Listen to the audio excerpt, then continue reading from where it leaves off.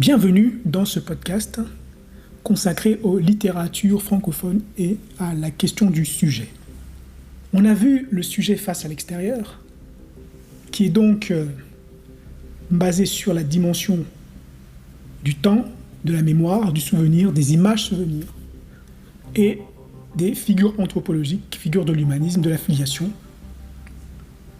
Maintenant, qu'en est-il du sujet dans ses affects ? Eh bien, les affects, c'est la mélancolie et le face-à-face avec soi-même.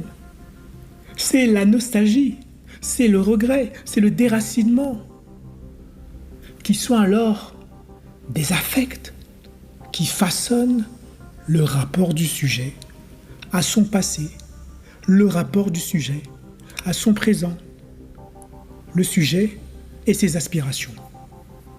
Un exemple, Barlene Piamoto trace l'évolution d'un île dans son livre, le roman L'île aux poissons venimeux. Dans ce livre, un île, soudainement, va vivre sa vie en errance après un accident présumé. Cette fuite de la routine et des obligations familiales révèle sa quête de liberté et révèle sa quête de sens. Pendant 3 ans, sous le nom d'Adil et non plus d'Anil, il essaie divers métiers et lieux cherchant un nouveau départ. Pourtant, son retour à Méhébourg le ramène à une vie similaire, marquant une ironique répétition de ses choix antérieurs malgré son désir de changement. Et le roman insiste ainsi sur la tension entre les aspirations individuelles et les attentes sociales, soulignant la complexité des choix personnels. Il y a la souffrance aussi et le mal-être qui constituent les affects, les traumatismes, l'aliénation et la souffrance du sujet, permettant alors de comprendre les expériences individuelles marquées par la violence également, la marginalisation et les crises existentielles. C'est ce que propose le livre Revenir de Rahman, qui examine alors les traumatismes d'Ira, qui est marqué par les bouleversements politiques de Madagascar et ses effets sur sa famille, notamment son père, militant pacifiste.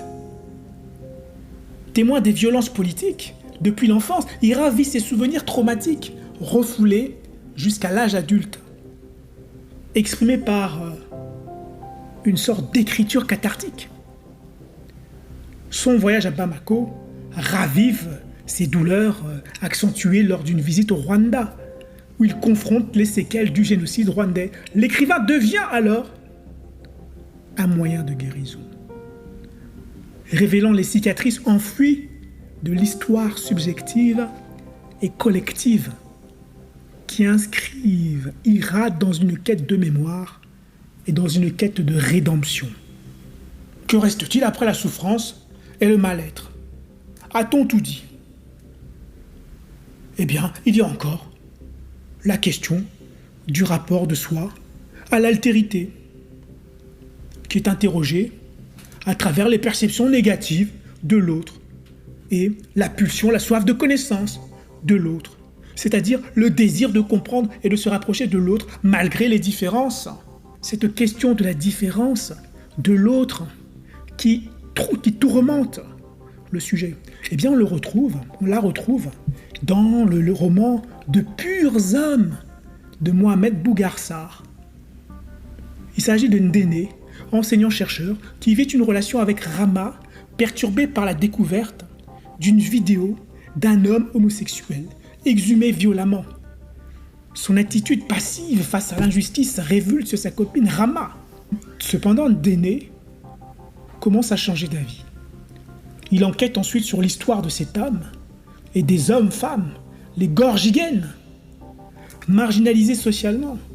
Son enseignement sur Verlaine provoque l'hostilité des étudiants et des autorités universitaires et des autorités politiques. Malgré une tentative de rapprochement avec les militants pro-LGBT, Ndéné reste pris entre la réprobation sociale et ses convictions qui sont ébranlées. Bougarsar dans ce roman, interroge donc la tolérance et la répression envers l'homosexualité dans une société sénégalaise très conservatrice. Que peut-on conclure de ce podcast?